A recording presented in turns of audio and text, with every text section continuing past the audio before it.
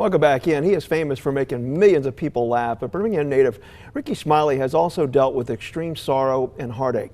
He hopes the way he's pushed through that will help you and others.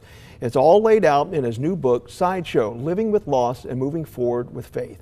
Birmingham's own Rickey Smiley joins us now to share more. It's just great to have you in. Thank you for having me, Thank you so much. Yes, sir. I do want to start, for those who are not familiar with your son, Brandon. He died in January of last year, found unconscious in his apartment here in Birmingham, your hometown. Obviously, a parent should never have to bury their child, no matter what age. Yeah. And I know you relied on your faith, but in your lowest of lowest moments, how did you navigate that? And what was it like when you got that call? It was devastating. I was at my apartment in Dallas, Texas, because I worked there sometimes, and I was by myself. I had to figure out how to get to the airport, how to get on the plane, how to get home to my family. I just had to navigate that. That was hard. I had to totally lean on God. Everything that you was taught in Sunday school, everything that you was taught growing up as a child, every poem that you had to learn, Invictus and See It Through and If and everything, you had to take all of those tools and use it just to make it through, because that was a terrible time. Yeah, I can't imagine. You're on that plane ride. You Yes, know sir. you're going home. There's total strangers around you. They have no idea what you're going No idea. through. What are your thoughts? What's running through your mind? Well, God sent angels. It was a gentleman sitting behind me coming from a family reunion and was showing me pictures of his family reunion that he hadn't been with his brothers in years. And I just smiled and went through his phone with the other side of my brain, with the wheels were really spinning. And I was just being nice to him. And this man was excited to be sitting by me on the plane. And I think that was God keeping my mind occupied so I wouldn't go crazy and to stay calm. And I didn't want to ruin the trip for him. And sometimes you have to think about other people. Sometimes it's bigger than you, right, or whatever. And the man never knew until at the very end when I was getting off the plane. I whispered in his ear what happened. And that's what I talk about in the book, Glimmers of Hope, how God just sent angels. I had somebody pray with me before I got on the plane. Wow. Then the front seat was available, where I usually, like to sit when I'm on Southwest, that very front, where I could just jump off. Right. So God just kind of lined everything up, and I was trying to lean on God when I realized that God was actually carrying me, because I was just weak and I couldn't think straight. I couldn't find my gate. A police officer escorted me to the gate, because I was confused. I was sad. I wanted to die. And so it was a terrible time, but God allowed me to get through it. So it's a lot. It's scripture based. Yes.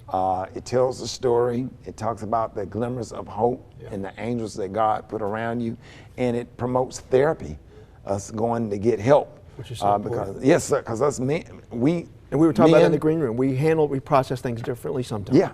Yeah, men, we don't go and get the help that we need. We'll go to the doctor if we roll our ankle, but we won't go to the doctor, if we go through trauma. Right. And the brain is a muscle, just like the ankle. Right. And we have to go and get help from a professional therapist to help us process those feelings. Mm-hmm. And so I just thank God. I'm still in therapy. I got more therapy to do after the book tour. So it's a lot. Well, I think it's refreshing for you to share that openly with people, because we do know how important it is.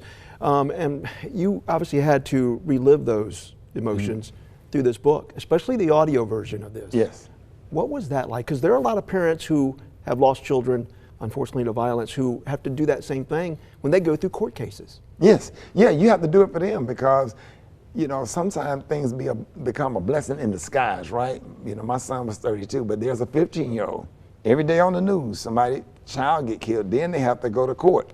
The insults to the injury, the child dying is already an injury, but the insult to the injury, you got to deal with the child's murderer and his family, and go to court, and go to a morgue, and identify a body, all of that.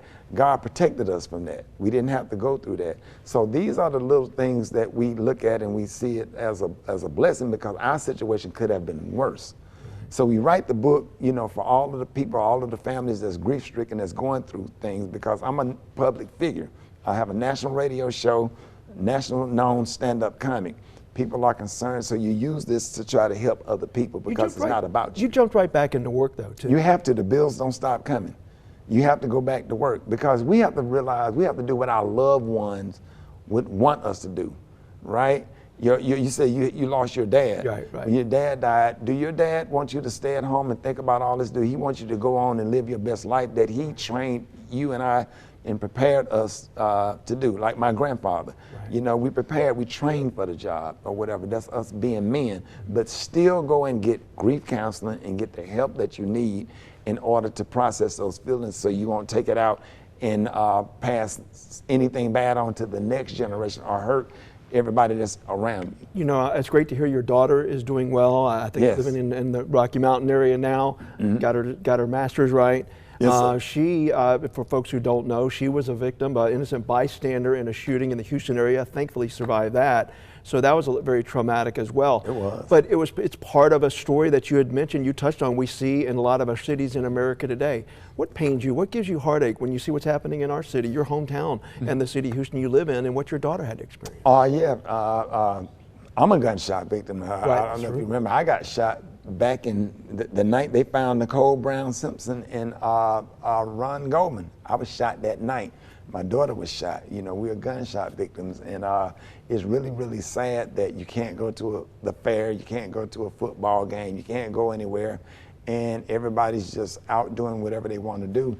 And like my pastor at my home church said, charity starts at home, and we got to get back to the basics. We got to get back to the basic discipline, home training, structure. Yes, ma'am. No, ma'am. Thank you, please. Athletics, sports. It's coaches and teachers and people out here trying to do the best that they can. And but we need the support of the parents, and charity starts at home. I want my producer to know my IFB went out, my little earpiece, power went out, so he's probably yelling at me to wrap. Real quickly, the first book signing that you're in town for, that one sold out, okay, but there's another one happening in October 5th there at the Books A Million place in Trustville. Real quickly, just if you could wrap up, you've talked about it already, but what do you hope people take away from this book that I know is already resonating across the country? Yeah, I just hope that this book gives you tools that you need in order to get through your grief process, and encourage everybody to get closer to God and go and get the therapy and the help that you need. God bless you. Yes, sir. Thank you so much. Thank you for having me. Rickey Smiley.